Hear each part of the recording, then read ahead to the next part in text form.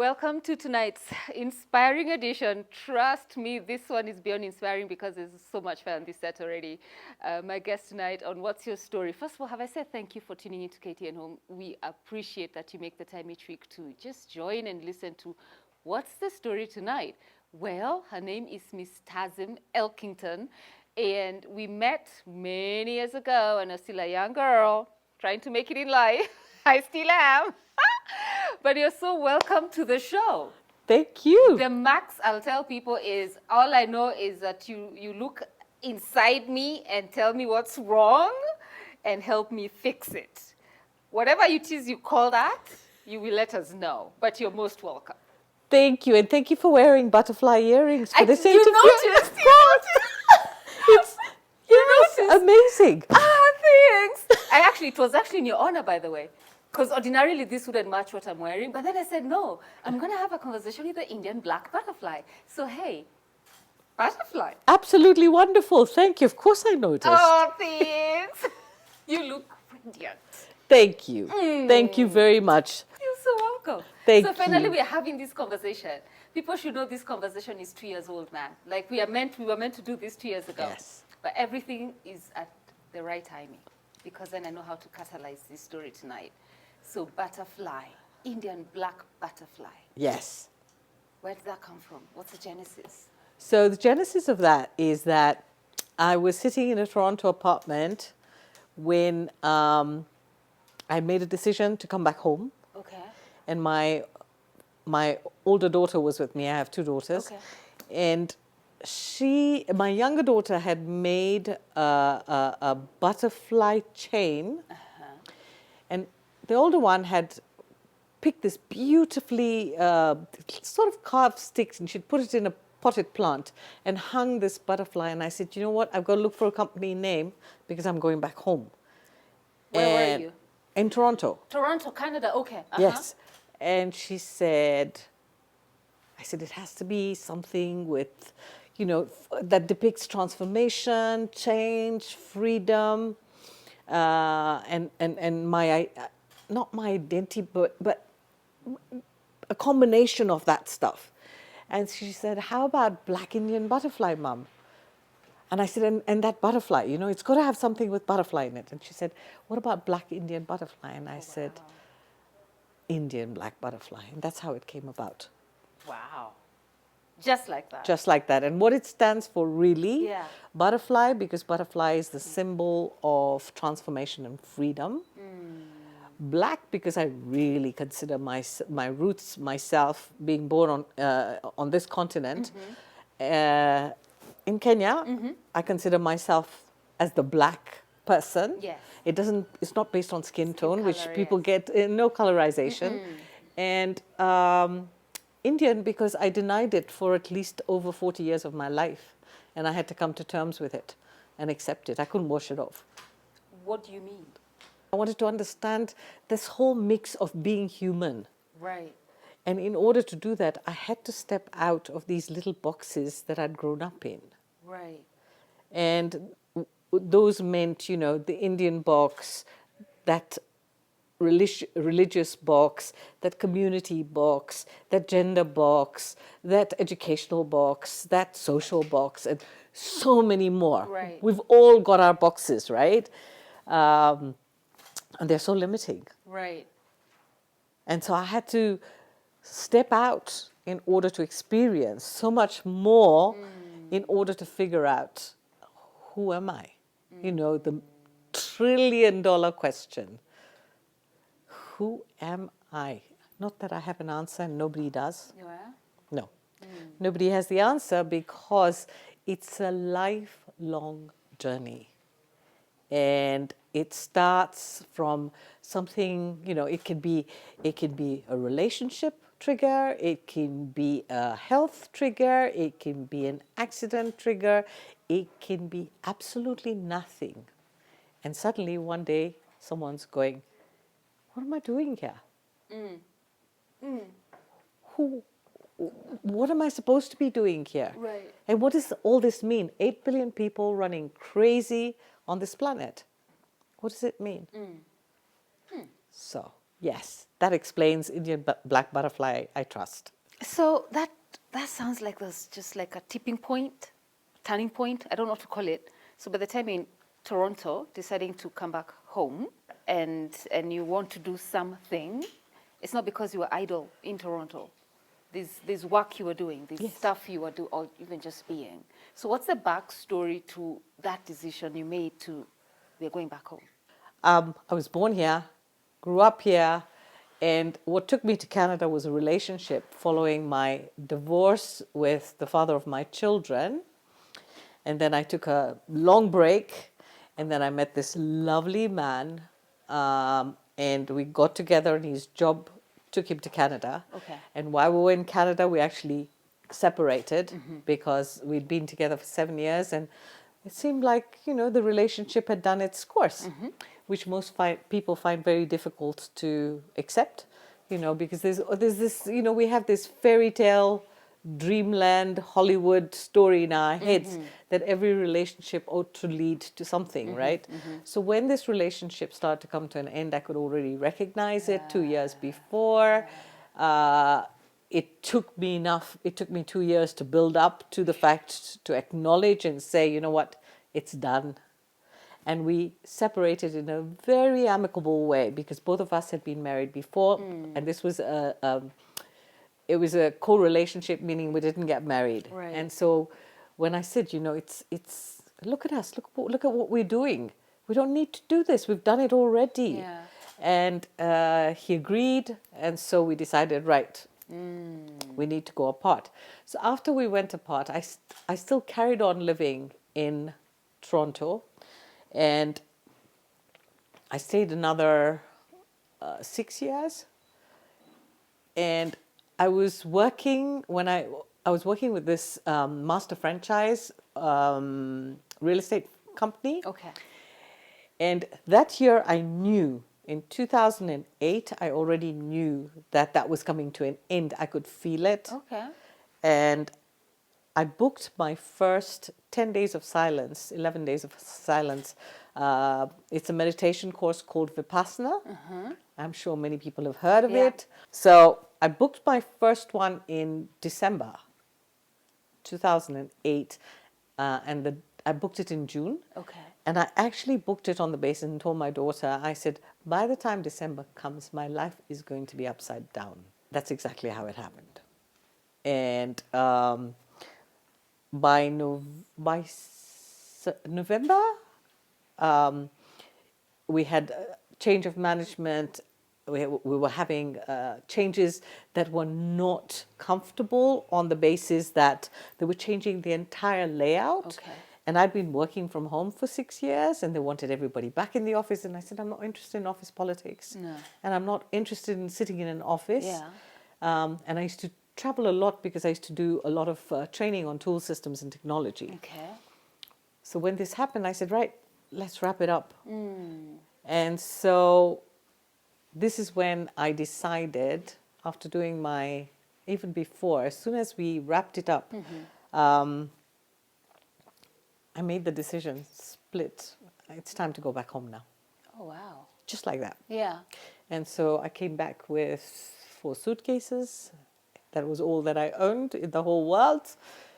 And that was 14 years ago. And I had no idea what I was going to do. Wow.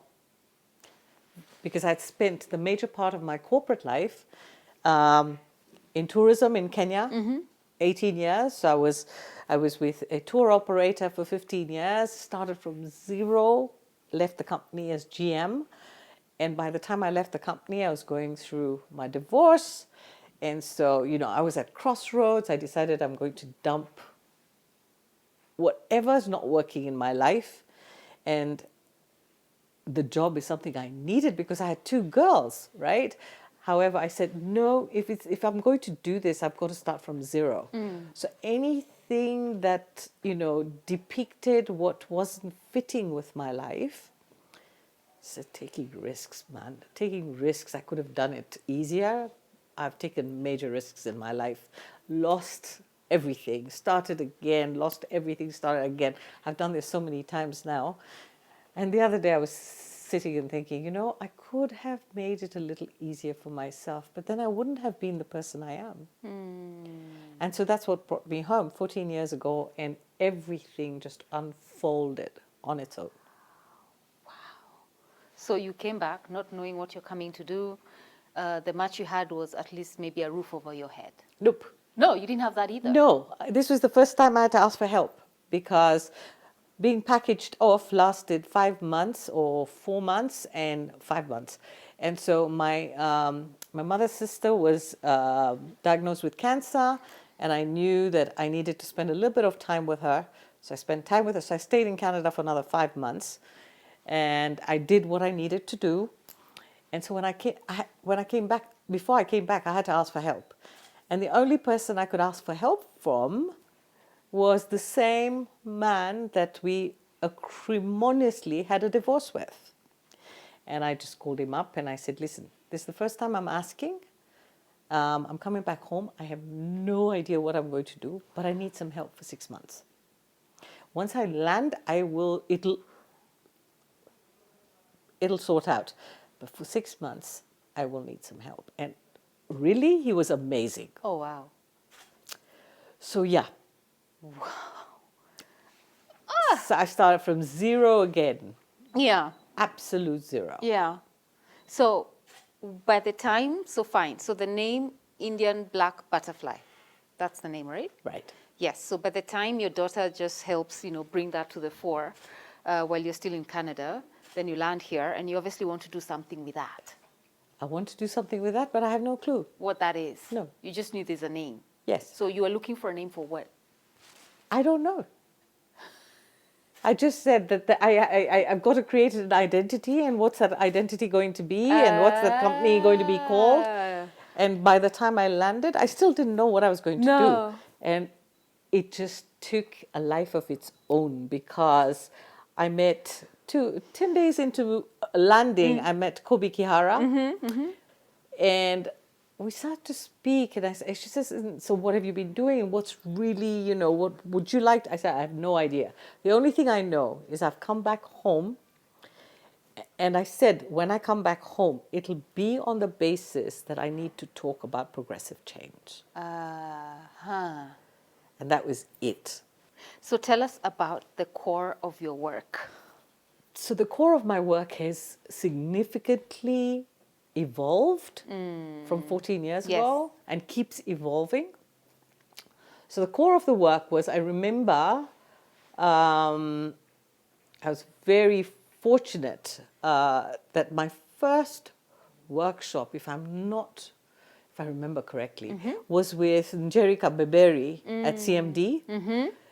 And we were talking, and she said, what are you intending to do? And I said, so, I've got a lot of leadership stuff under my belt, because I've worked with huge corporations. I was director of sales and marketing at the Hilton before I left, after the tour operator.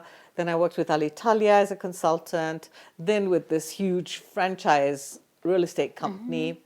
So the leadership component was huge in my experience. Right. And there were a lot of parts of that leadership stuff that didn't work for me. So I said, so the kind of leadership I'd like to deal with and talk about is more progressive, more 21st century. We pull ourselves out of these old ways of being. And I said, it's unbelievable that you can walk into an office, forget about 20th century, it's like going back into the 19th century. So she actually gave me the opportunity to do the first workshop. Or was it the second? And I think there was someone else before. Okay. Anyway, so it was around there. So I started putting together these components of leadership work. Right. And what I'd realized over the years is that we're not taught values. We don't have value systems as part of our education. And even if we have the words, there is absolutely no focus, no explanation on a value system being necessary and well understood. Right. I mean, this is why we have all the stuff that's going on in our country. The greed, the corruption, all of that is part of the fact that do not have a solid value system. Yes. To add to that, what happens is our cultural, tribal, racial, religious, partially understood values skew any idea of values that we have. So that became a foundation of my work, because Right. I had to learn to stop lying. Ah. I mean, we're all taught to lie. Progressive leadership, 21st century, what does that mean? And what is different from 20th to 21st?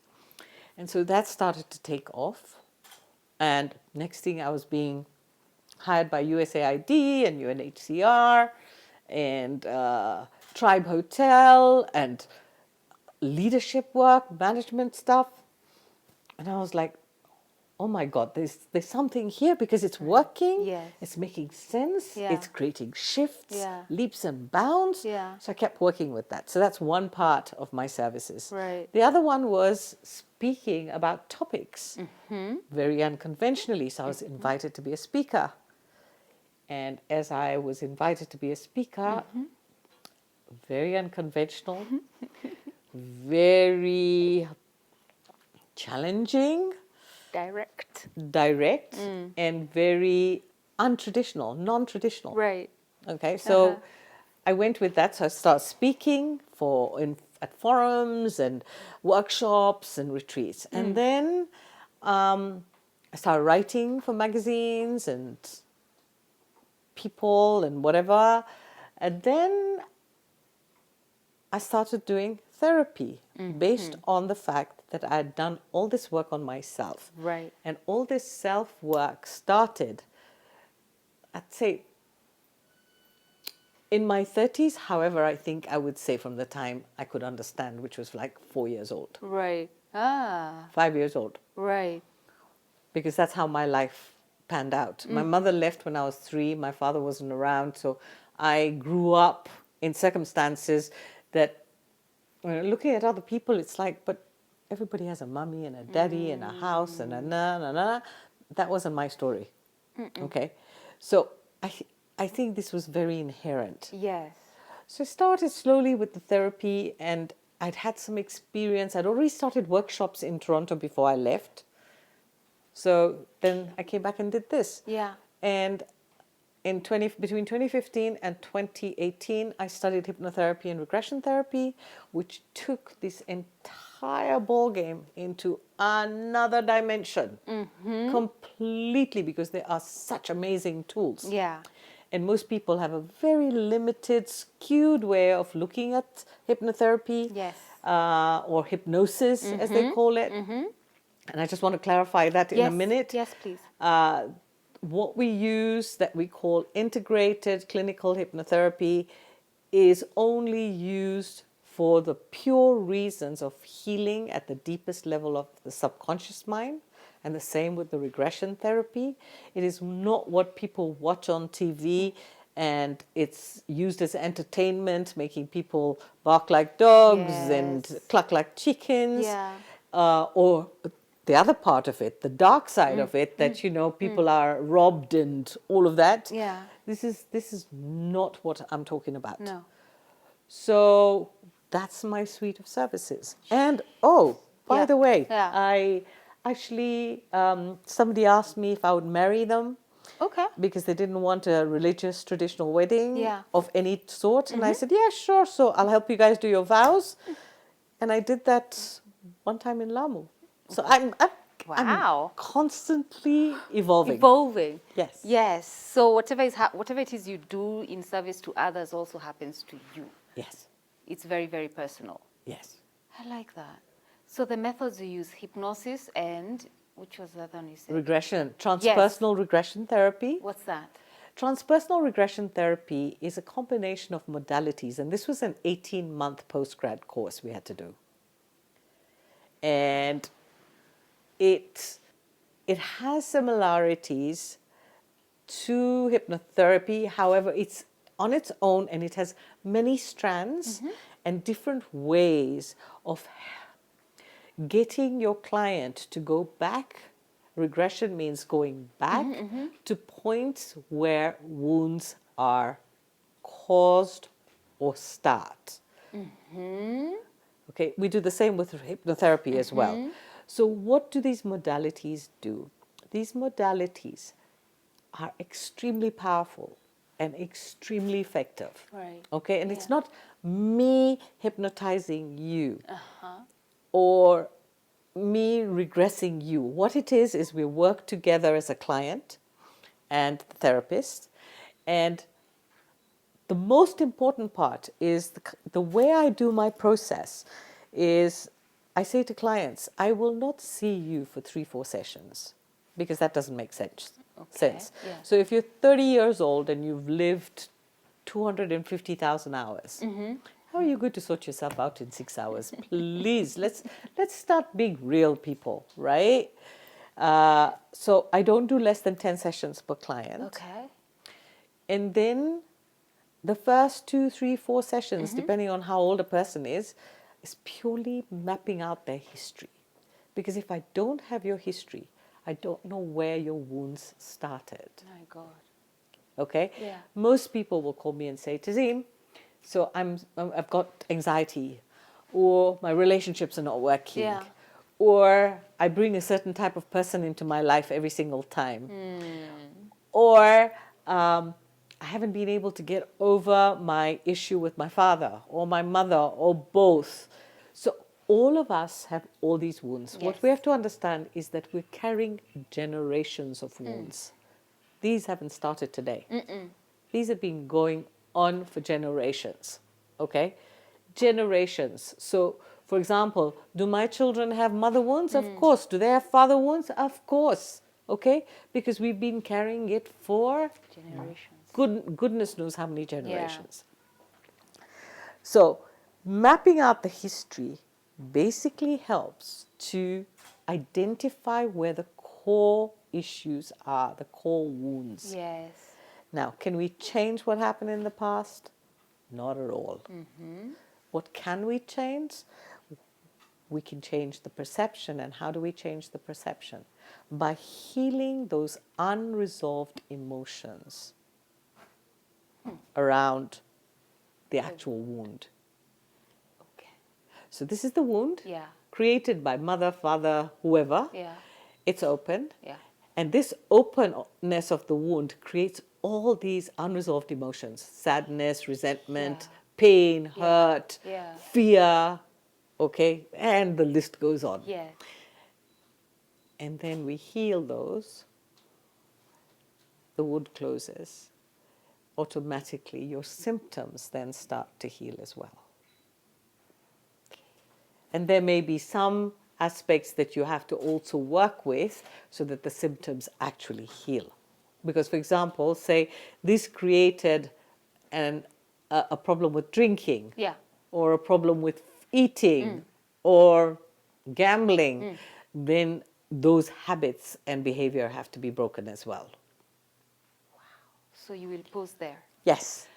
So after the break, we get to know, and I love how you just said it. I'm very visual, so I could see it. So if this is the wound, then there's everything else is around it. If you fix it, then this heals, Yes. more or less.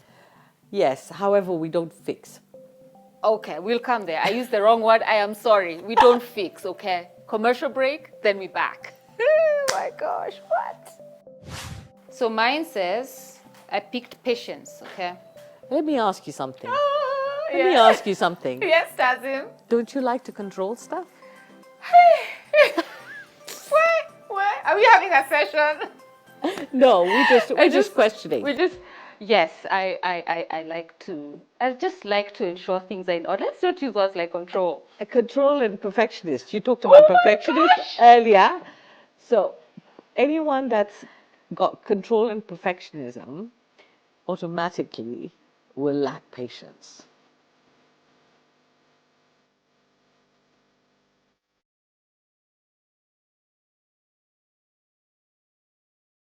Welcome back. It's What's Your Story here on KTN Home. I'm Catherine Mwangi. We're having an unbelievable conversation with Miss Tazim Elkington, the Indian black butterfly.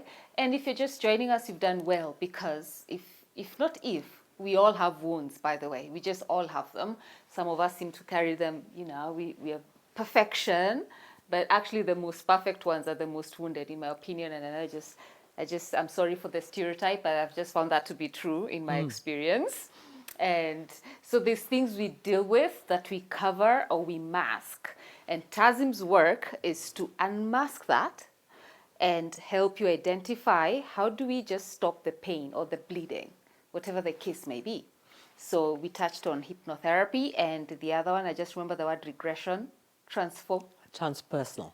Transpersonal. Regression therapy. Regression therapy, where she helps us go back to where the incident happened, and we just you try to work around that. Now, what you do is really deep, because first, if just using me as an example, I would have to trust you with whatever it is my issues are. And maybe someone has referred me to you. So maybe someone watching says, wow, I think I want to talk to Tazim. Mm-hmm. But then how do I know that if I tell her this and,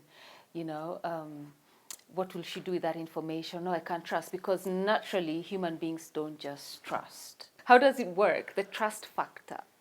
It's a great question, Catherine. Okay, so let's back up a little bit and talk about the fact that therapy is considered taboo.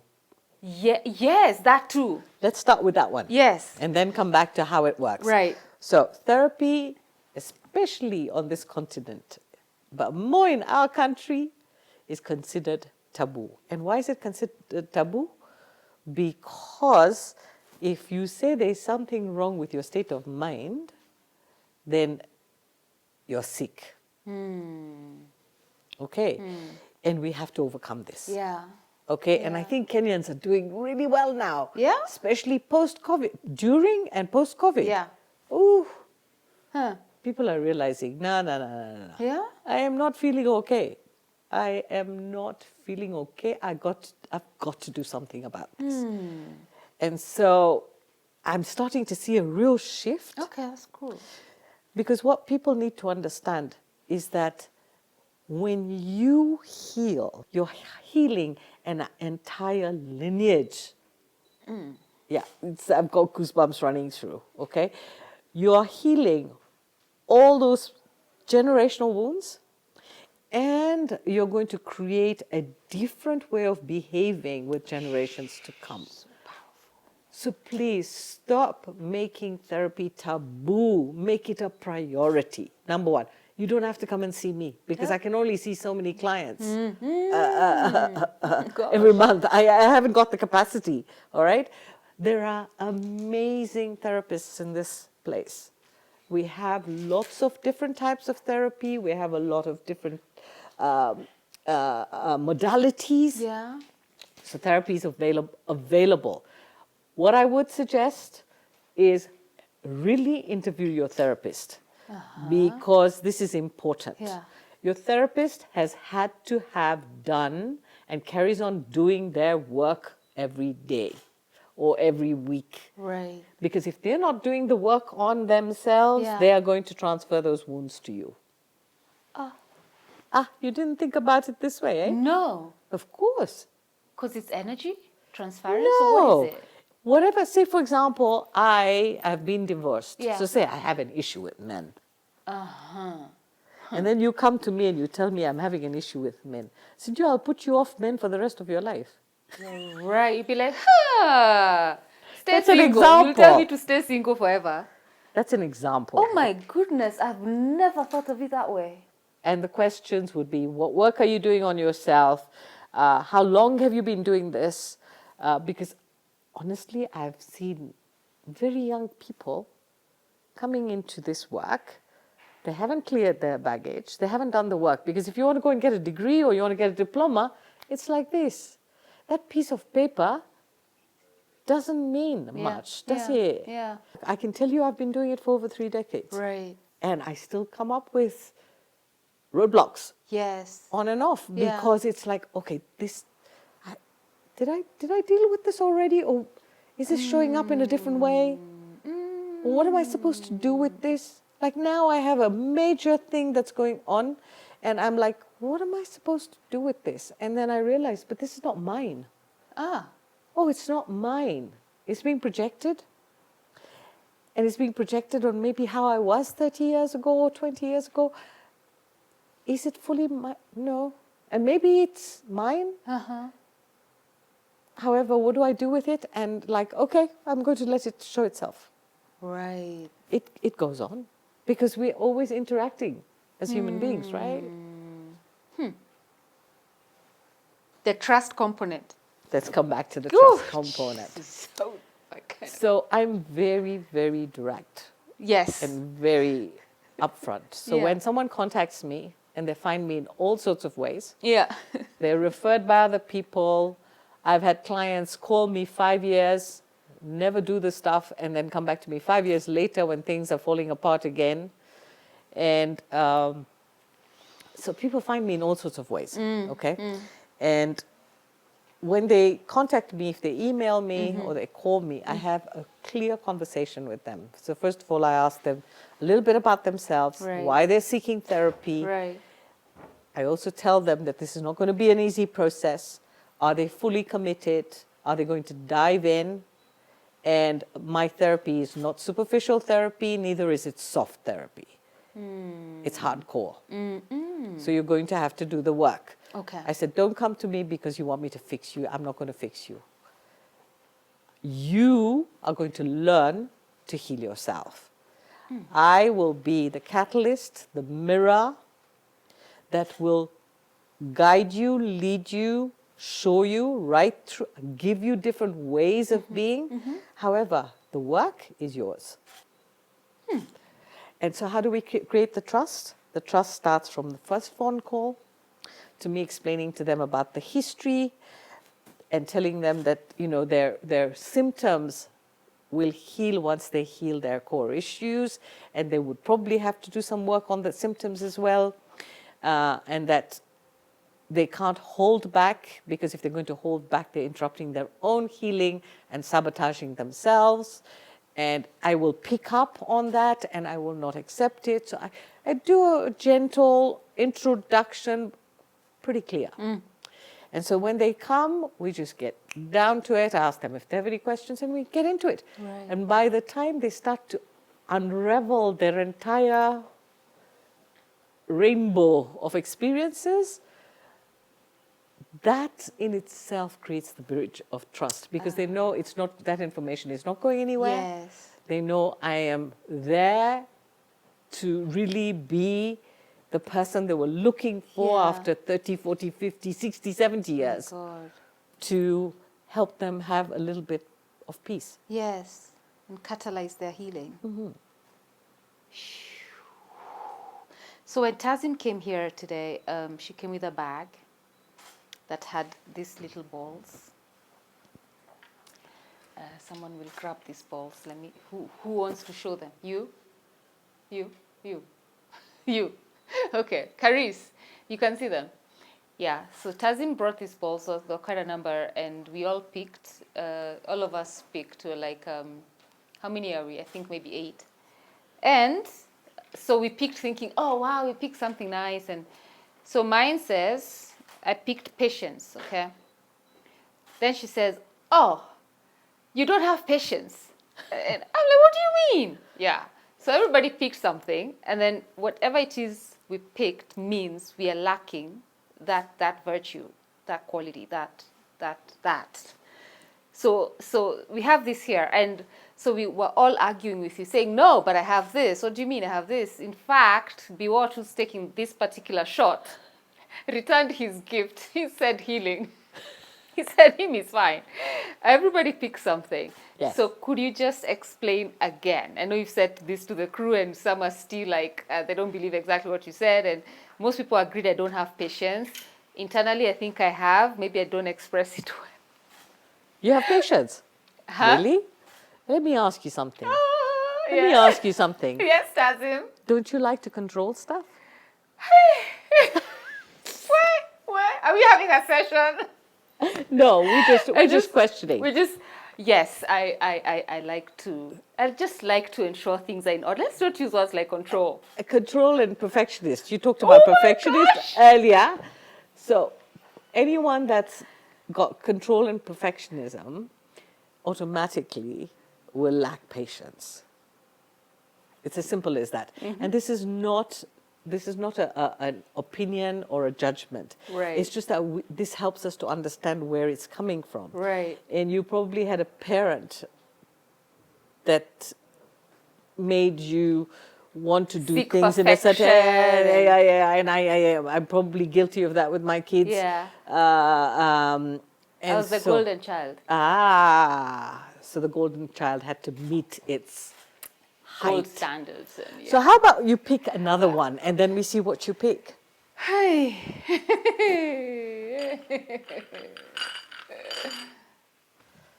Uh-huh. What does it say? You scared? Of course. Okay. Discernment. And it's interesting, who? you're picking discernment. Discernment. Ah. This is another issue. It's an issue? Yes, because I love the fact that you're picking colors that you're wearing. Yeah. It's interesting, isn't it? So discernment is you most likely take people at face value and then find out too late that you're being taken for a ride. What? Okay. This is how it works. So whatever stone a person picks is something that they have to look at because that's what's skewed for you. No one has ever picked a stone of something they have. They always pick a stone of what they don't have. But I'm very discerning though. I'll just let that one go. You don't want us to do this on air, so we're going to let that one go. in the sense of, I'll know you're bad for me, but like I don't care. Like we can fix that. Kind of Because thing. you're trying to control the person to fix them, right? It's not going to happen. There we go. That's how it goes. So I read people very quickly. Right. I mean, after all these Clearly, years, evidently. after all these decades, so I can read someone's field very easily. Right. And that helps also with the work I do because I can read a person and I can see or feel whether the person what they're going through. Right. And then I know how to deal with them. Right. Because I'm tough. Yeah. I'm very tough. Yeah. Like I said. Yeah. Soft therapy doesn't work anyway. No. So as I pick things, it's easier for me to get the person to dive where I can feel as well. And not hide those wounds. Because there are people who also forget. They actually consciously Yes.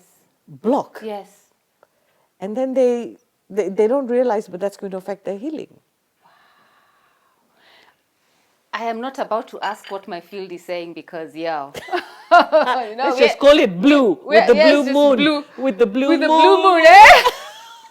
Oh my God, yes. Yes. Reprogramming your subconscious mind. And then the answer is not 2 sentences. But that's where everything is like our belief systems, the things we heard our parents tell us that are still stuck. Some we think we've overcome. That, oh, no, that didn't affect me, I'm done. But you realize later, oh, wait, why is that triggering me? And then you go back to, so how do you reprogram? That's where hypnotherapy and regression therapy comes in, and the talk therapy. Yeah. Okay? Yeah. And that starts that process of reprogramming. For your understanding, the conscious mind is only 8 to 10% of the mind. Mm-hmm. The subconscious mind is 90 to 92%. And therefore, all of your programs that are running from the time you're a baby are in that subconscious mind. And that's where our beliefs and core issues come from. So you've actually nailed it. Well done. So therapy is what helps reprogramming. Okay. And these meditation apps and therapy apps they don't have the same effect. You know, you've got to do the deep work. Yeah. You have to dive in, because subconscious mind is diving in. It's right there. Yeah. And you don't know how far back you have to go. Yeah. So as we say goodbye, I don't even know what I want to tell the audience. Just like, I like what you said about stigma around therapy, and because I feel like we all need it then. Yes. Everybody needs therapy. Yeah. Yes. Yeah. So everybody needs therapy. And there's one more thing. With our upbringing, we have been emotionally suppressed and repressed. Yes. And let me just drop this one. That's another component that we need to be very aware of. In fact, we've been taught how to laugh things off, Yes. which is actually sometimes very unkind and cruel to a point, or ignore. So as we are in the 21st century, emotional intelligence is going to be key to healing as well. So what people don't understand is that they have to learn to understand what they're feeling. Most people don't really understand. I am feeling awful. I'm in pain. I feel sad. I want to cry. Cry. Express your feelings, okay? It may not always be the answer, but in that moment, allow yourself, all right? Boys, honestly, our boy children, men, the reason we have the heights of infidelity and all of this, partly because of, you know, the religious connotations to it, and partly because they were told not to express. Boys mustn't cry, okay? And then girls were supposed to be the secondary citizen. Okay, so we have so many inequities and inequalities and all of this stuff that's been going on the way we were raised. And then we're told, okay, no, you need to change the system. You go, you study, we're going to put you in the best schools, you're going to go to university and whatever. But when you come home, you have to wash your brother's shirts and you have to cook for your father, okay? So all of these components are pretty skewed, and we have to start really looking at the fact that 21st century, hello? So we need to wake up. And you know, Kenyans, man, we are so resilient. We are so resilient. We are so courageous. We are so talented. And so we need to wake up to what's happening in our world and go with the times. We can't stay in the 20th century, thinking that we can rear our sheep and our goats in our apartment in Nairobi town. It's not happening. So let's all wake up. It's time to wake up, really. That's what I would say is my closing remarks. We need to do more together. Please. No, like seriously. Thank you. That's why I came back home.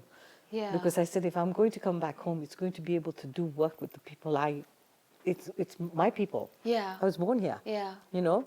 And you know how I can koroga Kiswahili also. Of course. So you tell me when. And the reason why I'm scheduled is because I'm very organized. I manage my time really well, you know, and I won't have Peter knocking at the door and call him Paul. I don't do that stuff. Yeah. I have to be, Yeah. okay? Apart from the fact that I meditate. We didn't even talk about it. Yes, I meditate nearly 3 hours a day, 2.5, 3 hours a day. Morning and evening, I split that time. And I started meditating I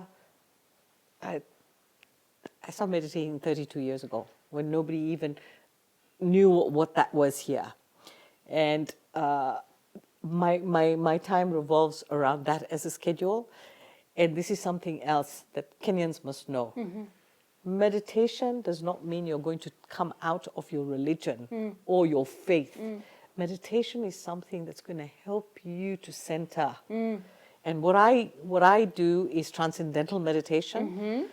And when I went to Canada, I did the advanced course, which is the longer period now. But really, transcendental meditation is 20 minutes in the morning, 20 minutes in the evening. There is Maina, Mwangi, and Kinudia who are teaching it, okay? And they've been teaching it for over 30 years, okay? And 20 years and 15 years. And I know Solomon still considers his church, you know, as a place of prayer. So meditation is to really center yourself and to start de-stressing and removing these layers. And it takes time, and discipline is important. So please, I would be happy to talk more about this, get more people to understand, more people to learn. And, you know, you have a huge viewership.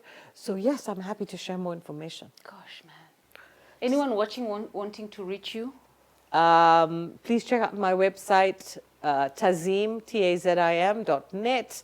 And please don't expect me to give you Auntie Tazim, Uncle Jane, Uncle John advice, because I don't do that, okay? And only contact me if you're seriously looking for therapy. I'm actually now booking clients for 2024. Whoa! And I would refer you to other therapists that I know work well, so I have no issues with referring, because I want that to keep expanding.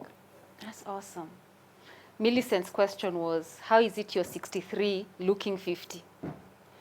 Because of my meditation, because I avoid getting into drama. I am all dramaed out. All dramaed out. I've reached the point where anyone seeking drama with me, please leave. Because you know what? Yeah. That doesn't mean that I'm perfect or anything. No. I don't want drama. If you want to resolve a situation, kindly come. Let's have a conversation. Yeah. Let's look for solutions. Kenyans, we need to start living a solution-based life instead of problem after problem and complaining and doing nothing about it. Right. I hope that answers Millicent. Millicent, do you still believe she's 63? No. No one actually here. No one guessed her age, by the way. Everyone said 46, 43, 50, 52. You look wonderful. I'm on my way out soon. So guys, let's make the most of it. Let me leave behind whatever I can. Tazim Elkington. Whoa, man. Thank you for coming. Thank you for having me. And you're coming some more, right? Like before the year is over, we need to do something. I just feel like we need to do something. Yeah, let's. My discernment is leading me right now. Yes. My right discernment. Yeah. Thank you so much. So much. Thank you. This has been so good. So good. And we didn't even do like 100 questions. I'll show you what I had for you. But we say goodbye. We say goodbye. For real this time, it's goodbye. Thank you for watching tonight. Gem Suites Hotel and Luxury Serviced Apartments currently boasts 2 properties within Kenya. Gem Suites State House Crescent, set in the exclusive State House neighborhood, comprises of 34 well-appointed apartments, and Gem Suites Riverside, set up in a secure, private and tranquil setting. In the upscale Riverside neighborhood with 98 luxuriously appointed full-service 1- and 2-bedroom apartments, superior hotel rooms and presidential penthouses.